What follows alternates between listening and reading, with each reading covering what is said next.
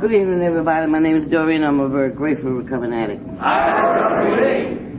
And it's truly good to be here in Oklahoma, and I want to thank the committee for inviting me. It ain't too late yet. I'm not going to get crazy. I told them last convention that I spoke at, I think it was in Boston, and it was so late when they called me up there, about 10:30. And see, 10:30 at night, the mother is really gone. I am out of my head, crazy, and everything else, So I wanted to talk about everything and everybody, the band, and everything else. I didn't give a shit about nothing. They had gone past my bedtime. And see, the mother ain't young as she used to be, Time goes on, and, you get a little fickle here and there. And now I enjoy my peacefulness, I really enjoy the sereneness and the peace that I have within myself. I can stand to be with Dorine now, I remember one time I couldn't stay in a room with Dorine for 5 minutes, because something had to be happening, or I had to be doing something, or I had to be going somewhere. Just things wasn't right, But I have learned how to relax, and a lot of us don't know how to do that yet, Unless there's something happening, something's got to be happening, or going on, or what Joe Blow is doing over there, what Elsa is doing over here. We got to find out. Well, to give you a little bit about myself, I was born and raised in Washington, D.C. And I haven't started my story off like this in quite some time, I got a sister and brother older than I am, and a sister and brother younger than I am. And I was sort of the knee-high to the kids. And a lot of times when I be talking to my sponsor, I'll be talking and some things that jump out, and they say, well, I never heard that before, You never said nothing about that. I said, well, maybe I never had a chance to say nothing about that. Nothing triggered off in my head to say anything about that. And Tina and we were talking, and I said, they used to call me Stink. She said, who used to call you Stink? I said, my father used to call me Stink. I was telling her about my stepfather. I had a beautiful stepfather. And so she said, well, I never heard you talk about that before. I said, well, I never had a reason to talk about that before. Nothing came up, And she said, what, it just Stink? I said, well, they call me Stink Bum. And she said, why do you call you Stink Bum? I said, because I used to fart a lot when I was young. And when I got old, he dropped the bum and just called me Stink. But I've always been a problem child.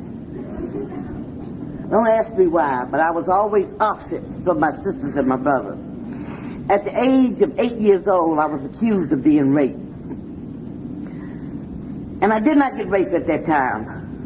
But the humility that I went through with as a kid at that time, when I go out to play, little boys was making dirty gestures, pulling at me. People were telling their kids, I don't want you playing with her, and you stay away from her. And I found myself withdrawing at a very, very early age. I found myself developing an attitude at an early age, like I didn't care. I would fight the boys. I could beat every fellow on my block, I think. And the only time they would come and get me is when they wanted somebody to play football with. And I was breaking legs and arms and everything. Just mean. I just got real mean behind it, And the little girls wouldn't play with me, because I'd be smacking the you-know-what out of them if they said anything or looked at me wrong. And I was a real chubby little fat thing, I ain't that small now, But I was real chubby when I was small, And I really curved myself really rough, like I could just tear down this whole building. And when I was accused of being raped, like I said, I started withdrawing at a very early age. And at the age of 12, I started developing into womanhood. I began to lose all that chubby fat and begin to look, like a young lady. And the first fella I run into, I'll never forget, it was a boyfriend of my sister. He was a very handsome dude. He looked like one of them Indian dudes, you know, straight black hair, real brown, pretty thing, you know. So he asked me to go on a walk with him one night down by the Watergate. And I did. And I was flattered because he was telling me how good I looked in the dress and how pretty I was and everything. And I did get raped that night. And it was a very, very brutal rape. I come home with my clothes all in shambles, grass stains and everything. And when I walked in, and my mother asked me, what happened? Where have you been? We've been looking for you. What happened? And I wouldn't say anything to her, and I wouldn't tell her anything about that rape. And I never did tell anybody about that rape. That was something that I pushed down inside of me at a very early age. Today, I can understand why I did not say anything about that rape. Because of what I went through with when I was 8. I figured I could not go through that humility again. If I went through all that, the police come and get me, the doctors take me to the hospital, the doctor examined me, they locked the man up and everything, and they found out I hadn't been touched. And I just didn't want to go through that, I know now. So I never did say anything about the actual rape. But what happened, I really developed an attitude towards men, anybody, but really men. And I found out that I could use men. I had my son at the age, I got pregnant at the age of 15. And I had him when I was 16 years old, a little after my 16th birthday. And at that time I felt like I was a woman. It wasn't nothing nobody could tell me, because I was a woman with child. And I got so uncontrollable that the first time I heard the third step was my mother said it. God, please take her. I can't deal with it no more. Please turn me over. So I left home at a very early age with this attitude still with me. And I thank God for my stepfather and my mother. Because as I was trying to dress my baby and take him with me, not knowing where I was going, no money or nothing, my stepfather snatched the baby out of my hand. He said, you may go, but this child is not going anywhere. So I said, good. So they kept the baby. And I ventured on out into that limelight. Name it, I've been through the whole gamut of everything out there. I was a prostitute, I was a thief, a liar, anything that you can think of. I wondered if you do this. Yeah, I'll take that too. I went through a lot when I was out there in the street. I had gotten locked up on numerous occasions. And I kept using drugs. The first time that I tried drugs, I knew I must have been a sick woman. Because the expression blind high, that's what happened to me. I was blind. I mean, I really could not see nothing in front of me. I was just blind. But my eyesight come back, and I wanted to try it again. And I fell right back into it again. And this led me on to addiction for about 18 or 19 years. I stayed out there, in and out of jails, in and out of detox.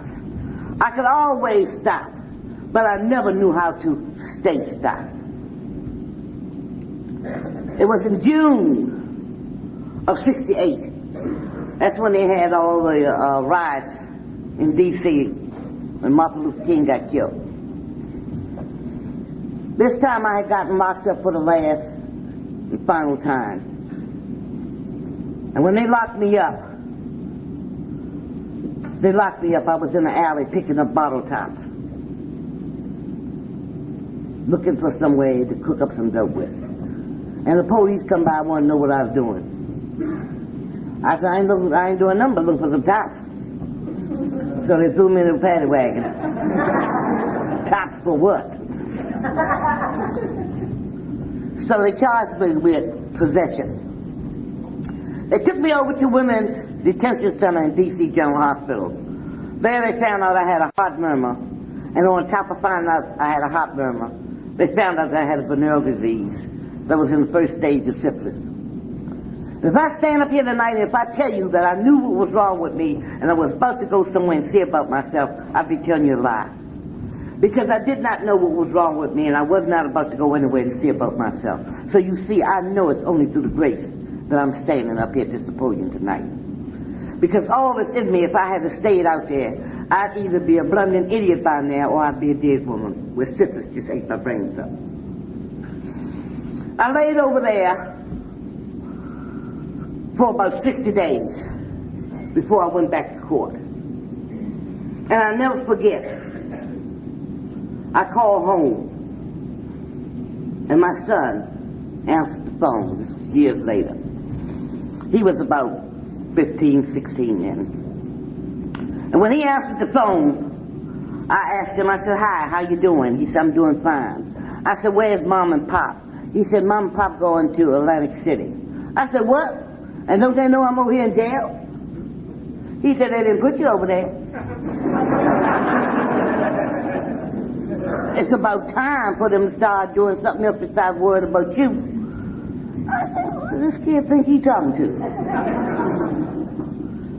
He said, look, I've done everything I could to try to make you happy.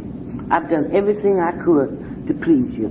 He said, I don't know what you want, you know. He said, but I'll tell you. I said, well, I promise you, Darryl, when I get out this time. He said, don't promise me nothing because there's nothing you can promise me.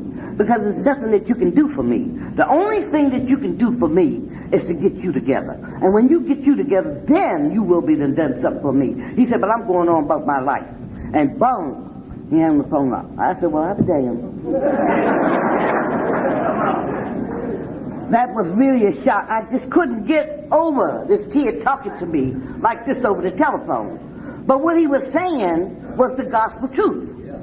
He gave me a little taste of reality, and I really didn't know how to take it because it was in the raw. Now, if I had been out there, I could have got me a little hit or something, you know, and say, well, the hell with it, you know. You know how you get crazy, you know. But I had to sit and ponder on that for a while.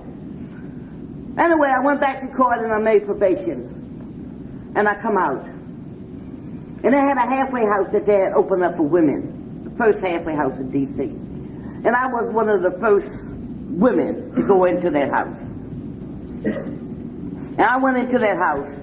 And they were just getting the house fixed up and getting it together for the women. And I was helping them to hang curtains and do all this stuff in there. And I've never been into any kind of treatment center, no more than for detox and come back out. I've never been through a therapeutic setting at all. So I got in that house and I put a little bit of me in that house. And I used to talk to the counselors all the time. And you know how the counselors do. You know, and psychiatrists, they want to know all your business. You know. So they had met my family and everything. Well, what happened to you? Why did you turn out the way you did? And I used to sit down and want to tell them all the gaudy details about the tricks I had, what I did. And just to still say, ooh, and I'll never forget to have this the director. She was a few years younger than I was. And I was telling her, I really want to know all my business, you know. So I was telling her all the gaudy details. And she looked at me. And she said, you know, Dorine, she said, I could have been just like you. I said, what do you mean? She said, I could have been a prostitute. I could have been a drug addict. I could have been a thief. She said, because I come from a broken family, you know. She said, my father was an alcoholic. Say, my mother was just a pest, just a mess, where my father just messed her up. Say, my brother was a homosexual. She said, in my life, felt like it was a wreck. And I knew that I had to get away. She said, I was determined that I was going to make something out of my life. I was determined that I was going to be something. She said, and I left home, got me a job, and worked my way through school. Well, for the first time in my life, somebody caught my ear. Because I've never had nobody sit down and identify with me, saying that they could have been just like me. I've always had people talking at me or down to me or around me, but nobody could actually sit there and talk to me like this woman was talking to me. And I began to start listening to what she was saying. And I found myself in her office every evening trying to talk to her and trying to find out things.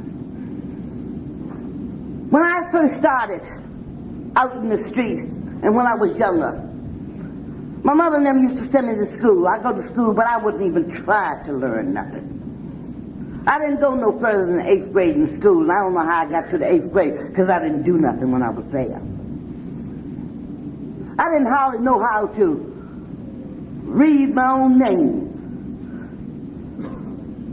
That's more spell it good. I couldn't read and I couldn't write too well. You see, I had a lot of false images I had built up. And as long as I was out in that street, I could handle myself. Because out in the street, when you're out there, and all your buddies that you're supposed to have out there, what did we ever talk about? Hey, motherfucker, where you going? Where are you? Hey, bitch, so. That's the bowling we had. Fuck you. I ain't saying about you. Fuck you, bitch. Bitch, where you going? I mean, that was everyday talk. Somebody comes in, hey, bitch. Hi, motherfucker, how you doing? I didn't know how to sit down and hold a decent conversation about, oh, it's a beautiful day today. Did you see the news today? Did you hear about, don't nobody want to hear that shit? Do you have half?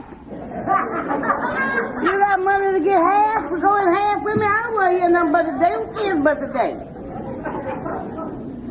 We had a hurricane that came through Washington, D.C.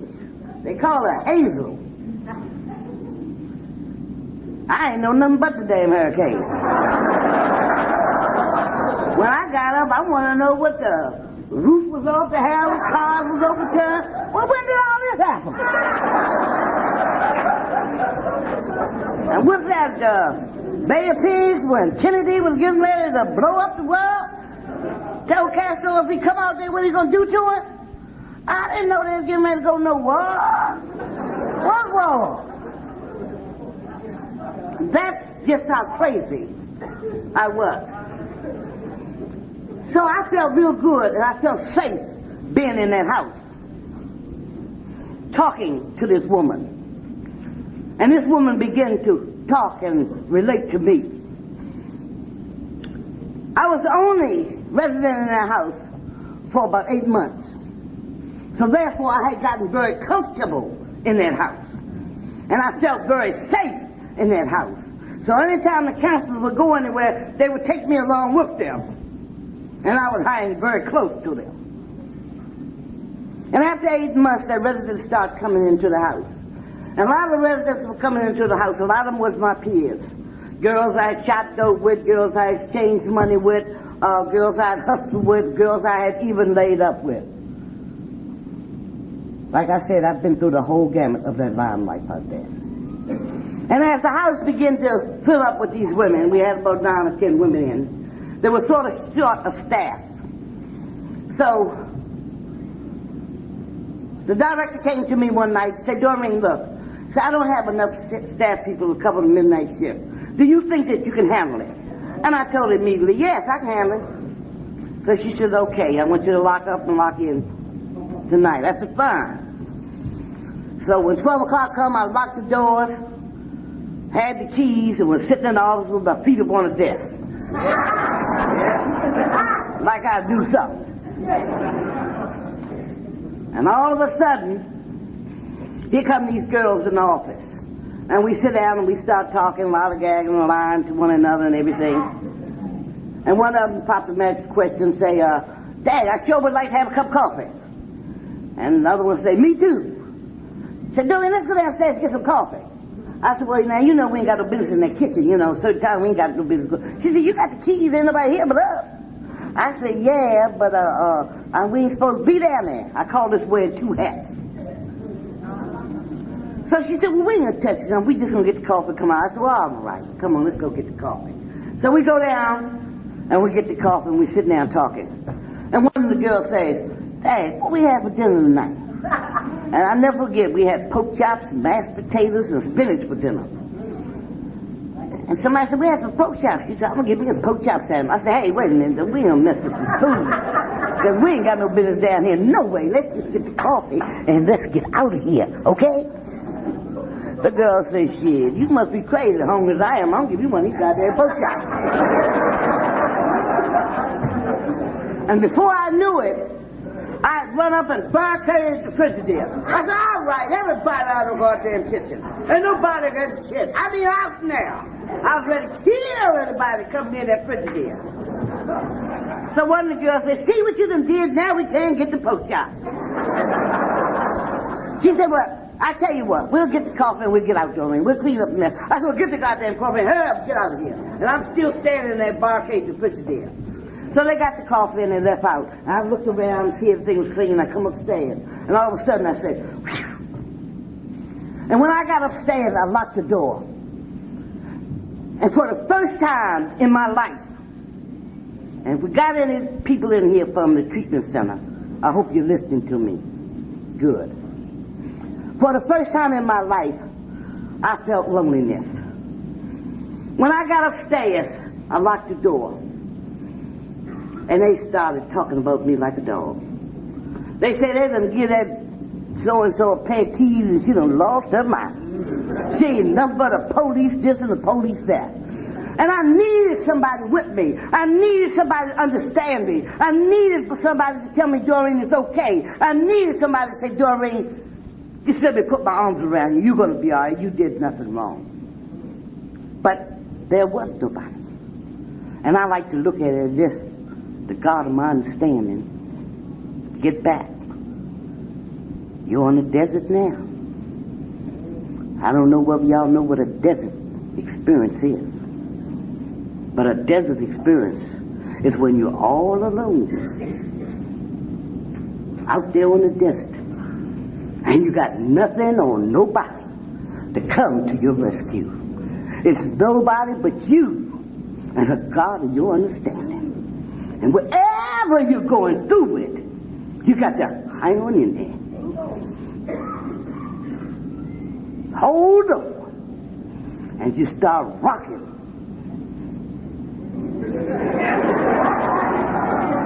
Until you begin to start rocking through the storms of life that you have to go through with. I don't want nobody to touch you, Dorine. I don't want nobody to understand you, Dorine. I want you to feel every bit of this, Dorine. I like you. The next day when a director come in and she want to know what happened, I say nothing happened, everything was all right. The girls was coming downstairs, they said, "There go that police so-and-so now." I run back in the office, I said, "Yes, sir, something did happen last night." She said, "What?" So I told her what happened. She said, "Did you learn anything out of it?" I said, "Yeah, I shouldn't have let him down in the kitchen." She said, "All right." And the next night, we're people that just forget. And they come back again.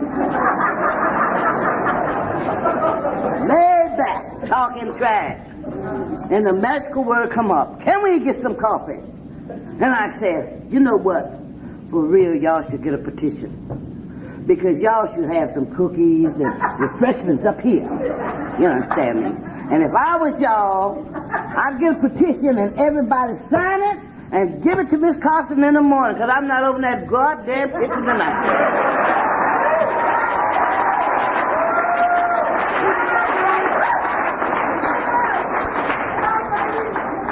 And baby, that's when all hell broke loose.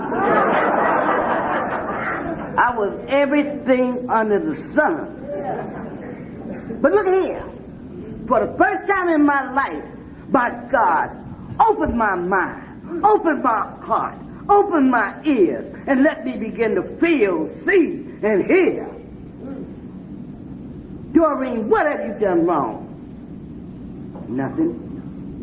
Dorine, what are they trying to tell you that you don't identify no more? Because for the first time in your life, somebody gave you some responsibility, and you said you could handle it. What did you do? I handled it. All right then. You know what you got to do from here on. I'm saying all this to say for 8 years, I seen it in the 24-hour book on the other program where it says it's all right to stagger or stumble as long as you're stumbling forward. And for 8 years, you have heard me say nothing about NA or 12-step program. Because for 8 years, I stumbled with God's loving arms around me. For 8 years. And I thought I was so all alone. Who else was trying to do this thing to get their life in order? D.C. did not have NA in the town at that time. And by alcohol being accepted by society and everybody, and me trying to get my life together, I came on staff as a staff member of that house. I began to start drinking because I didn't want to go back to hard drugs, and I thought that was it. But it says in our preamble, alcohol is one of the oldest known drugs, and alcohol is a drug. Yeah. And the alcoholism began to progress on me. And what happened is that I found the other 12-step program just in time. Just in time. And I started going to the other 12-step program. Now, I know we may have some people in this room that may be, what you call them, purists or whatever. But I want y'all to know tonight that this is my goddamn story.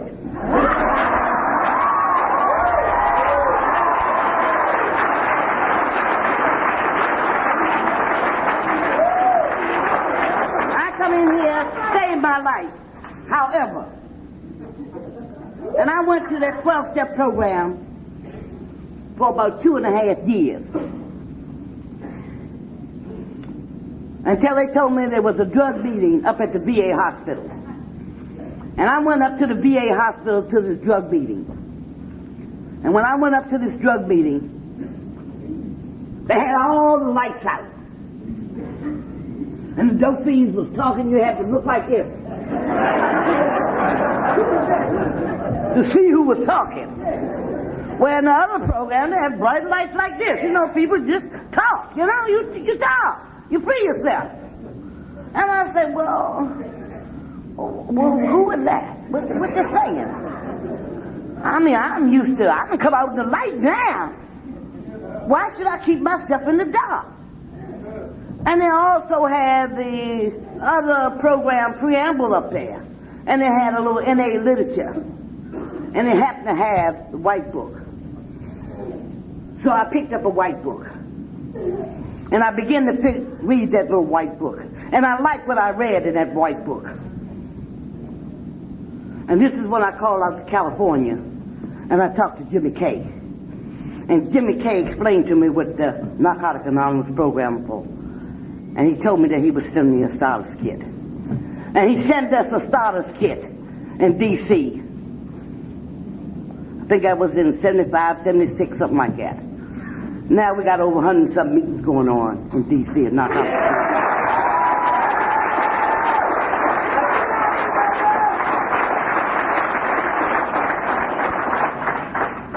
And when people come in here for the first time, they may hear a lot of things and they may say a lot of things, but you let these people talk. And if they're talking out of turn, you wait till they get through talking, then you get up and pull them aside and try to give them what they need. And not cut nobody off and push nobody down.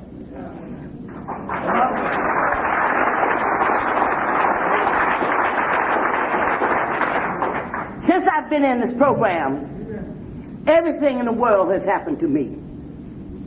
But you know what? I thank God for this program.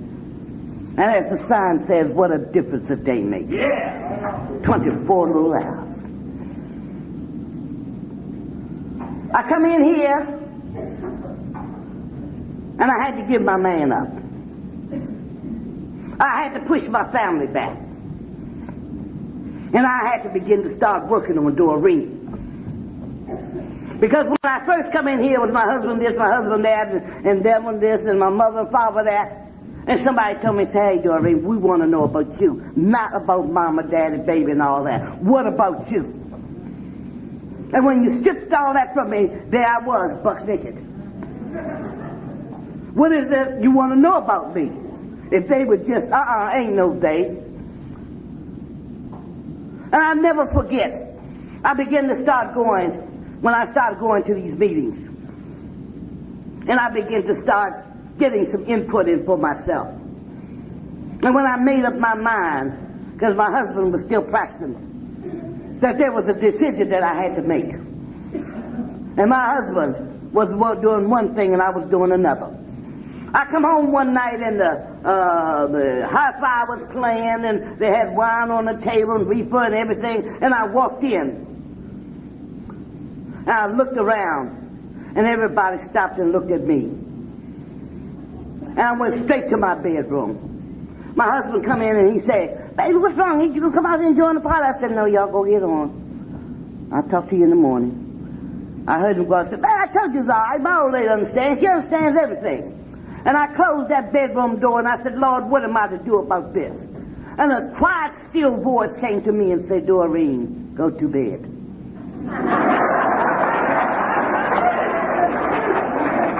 Go to bed?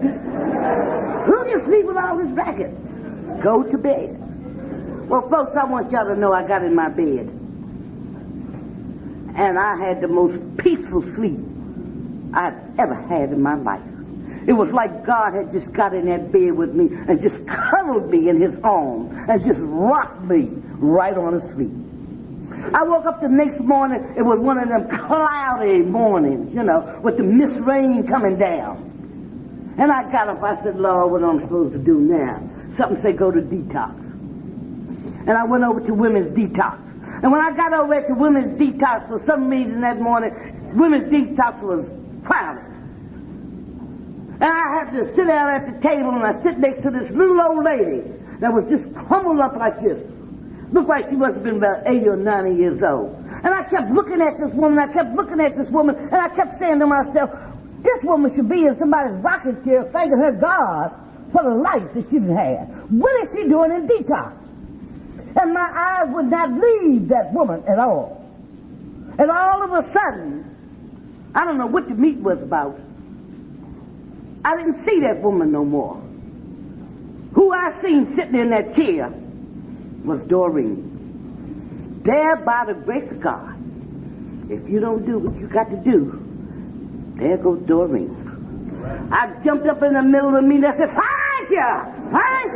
And I run out of that meeting, nobody knew what was happening, what was going on. I went home and started packing my bags and started getting my stuff together. My husband come out, he said, well, baby, what's going on? Where you going? I said, I'm leaving. I had a husband who was very arrogant. You're leaving me? I said, I got to go. Excuse my expression, but he said, go hit on, you black leather-haired bitch. Who needs you? Fuck you, you know. You think you're so holier than thou? I said, ha! Brother, you said the right thing. Black, yes I am. Never hid, you told the truth. But now when you say holier than thou, you're looking at me out of the eyes of being so perfect and so holy. And I want to thank you for that. And I turned around and went on out there. I left with everything. I left him with the furniture, TV, with a car, with everything. All I did was grab my bags in the old car we had and left. I'm saying all this to say that when I left my husband, we were separated for 5 years. I had no idea that my husband and I would ever get back together. Because the mother kept doing what she had to do. I kept working on me, not on him or nothing else. And after 5 years, somebody called me and told me my husband was in the VA hospital, going through treatment. My husband come out of the VA hospital, called me, and said he wanted to come home. And I love that man. And I told him he could come, but he knew what he had to do. I had my program and he had his. I didn't interfere with him in his program and he didn't interfere with me in my program. He had his work net and I had my work net. He grew in his time and I grew in my time. I did not go to meetings with him and he did not go to meetings with me. Because when I went to meetings, I went to work on Dorine. I didn't go to meetings to sit up and look cute like I had never done nothing or been through anything or couldn't relate to anything. You know how cute we get. You know, especially when you see somebody, you're blinking in your eyes and, you know, the girls begin to look good and the fellas say, ooh, baby, and somebody called on you. I'd rather listen. You know, you ain't getting a damn thing. And then when you get these, the fellas, and things get too uptight with you, the first thing you say, my sponsor told me not to get a relationship. And then you're all messed up. I come in here to deal with my head, not my tail.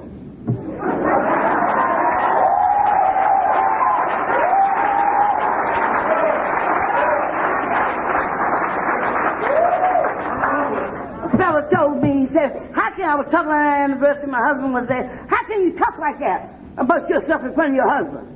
I said, it bothers you? She said, yeah, I know it bothers him because I've seen him swerving. I said, well, then you go deal with him on that because this is my story. So he didn't know my husband too good because he went on and told my husband. He said, man, why you let your woman talk like that? He said, she better damn sight talk like that and get that garbage out of her. He said, then again, what the hell you got to do with it?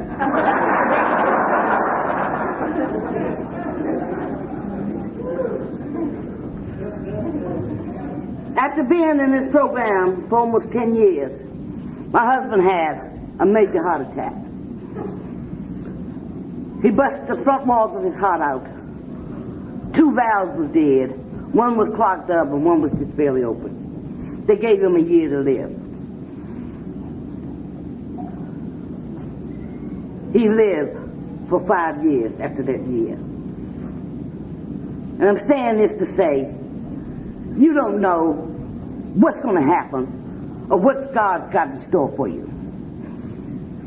I'm 60 years old, and I just begin to find out what a wholesome relationship is. My husband and I, in the last 2 years of his life, we really got to be very close. He was my best friend. He was my lover. He was my everything. And he told me these things. And I sit there and I listen. And it wasn't because we had gone to bed and had sex, because I haven't had sex in 15 years. So you can't tell me it's the sex thing. But it's just the mere fact of having him in the same room. We talking to each other across the dinner table. We can sit in the living room and watch the TV together. We can read the paper and talk about the world events. We can have company in the house and be there. When you walk in my home, you find nothing but peace, calm, and plenty of love. I walk past my husband and I say, do it again. And I can feel the thrill go all the way up to my head. Like we got a lot of hot tomatoes around here. You're only hot as you think you are. When I first come here, I thought I couldn't deal without a man. But I went and got me. I got a lot of X-ray movies. And I got a lot of books, and I looked at them too. And I wasn't about to kill my husband. My husband will be dead 2 years this July coming. 3 years. But when he died, he had a beautiful passing. He was at home, and there was nobody home but him and I. My husband walked in the backyard, and he come in the house, and he sit on the love seat across from me. And he looked at me, he said, "Baby, are you okay?" I said, "I'm fine, baby. Are you all right?" He said, yes, I'm okay. And he got up to go out the front door, and he turned around and he come back in. And he sit down, and he started looking at me and staring at me. And I'm saying to myself, what the hell is he looking at me like that? And I looked up at him, I said, baby, are you okay? He looked at me, and he dropped his head, shook his head, and he looked back up at me. He dropped his head again. I said, baby, are you okay? And this bottom lip of his started trembling. And that's when it hit me right in my heart. And I got up, and I went over to him, and I kissed him all in his eyes, lips, his forehead, and I kept telling him how much I love him. I love you, baby. It's been a joy being with you. I said, but God loves you best, so go in peace. I said, it's going to be all right. Then I told him, I said, don't worry about me, baby, because I'm going to be all right, too. And he just killed right on over. And I got up, got down in front of him and said a little prayer. I said, Lord, thank you. Thank you. I'm saying to you all, no matter what's going on in your life, if it's some of you are in here today that's going through some trials and tribulations, there's nothing that you can do about it, leave it alone. Somebody said, Dorine, how do you turn things over? When I know that I have done the best that I can do, that will be done. I give it over to the God of my understanding. Don't worry about that loved one. Don't worry about that child. Don't worry about that job. You don't let things get to the point where it just pulls you down. You got to learn how to pray. You got to learn how to ask God for the steps that you need to keep you going, regardless of what's happening. Because I said, how would I appreciate the sunshine out there today if it wasn't for the rain yesterday? There's going to be some rain in your life. You're going to go through some storms in life. All of that is part of growing. But until you can get yourself anchored,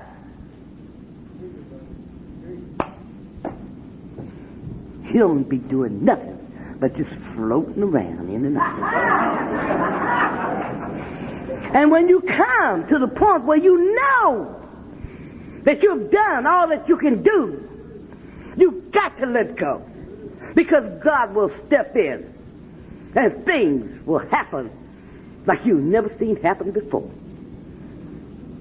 And you've got to learn how to feed your spirits. You got to learn how to keep your spirits up. Because if you got your spirits up, no matter what's happening, what's going on, you will know without a shadow of a doubt that it's going to be all right. As soon as you find out that you ain't got no control over nothing. See, I've been give the universe back to God. And what I can do, I do. And I'm going to say this and I'm going to shut up. I said when I come in here, I couldn't read, write, or anything. Didn't know how to really talk too good. In and out of jails and things. Today, I'm a federal probation officer's assistant.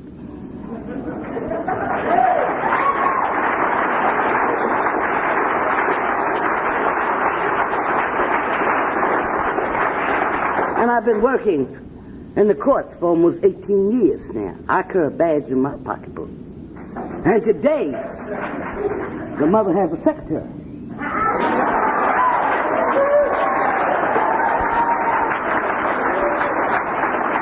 So you can't tell me what can't happen if you only believe and you continue to keep striving and striving and striving for your best. And don't worry about God, because He's going to step right in when He gets ready to step right in. And there's nothing you can do to stop it. I got 2 more years before I retire. And the mother's going down Georgia, going to sit on the porch and get her a rocket ship. Today, my life is beautiful. Today, the only words I have is what somebody bring to me and I take and throw them back at them. God did not leave away from the universe and say, Dorine, you're in charge of nothing. Thank you.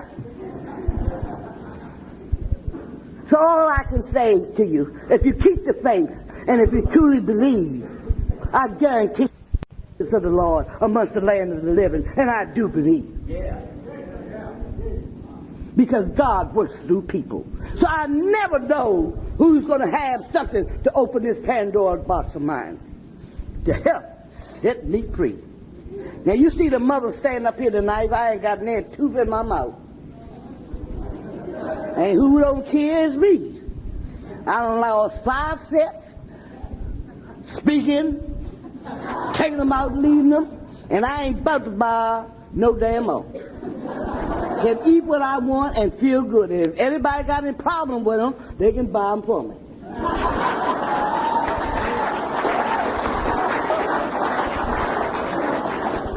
But the mother feels mighty, mighty good. I had my mother to come home and die in my arms. My father, my stepson, my stepfather, I'm still here because I know they are in a better off place than I am. Because sure as you're born, it's sure as you're going to die. And I've had a heart attack too. You wouldn't believe it the way I jump around, clown, and go on. Because when it's time for me to go, I'm going to be able to close my eyes. I'm going to be clean and serene. So I'll leave y'all with nobody but you and ain't. Nobody but you can make me happy. Oh yes, you heal me too. When I was in trouble, you brought me through. Nobody but you, Eddie. Nobody but you. Nobody but you and me. Nobody but you can make me happy. Oh yes, you heal me too. When I was in trouble, you brought me through. Nobody but you, Eddie. Nobody but you. Who stopped my wounded heart from crying. Nobody but you, Eddie. Nobody but you. No, nobody but you and me. Nobody but you can make me happy. Oh yes, you heal me too. When I was in trouble, you brought me through. Nobody but you, Eddie. Nobody but you. I love y'all.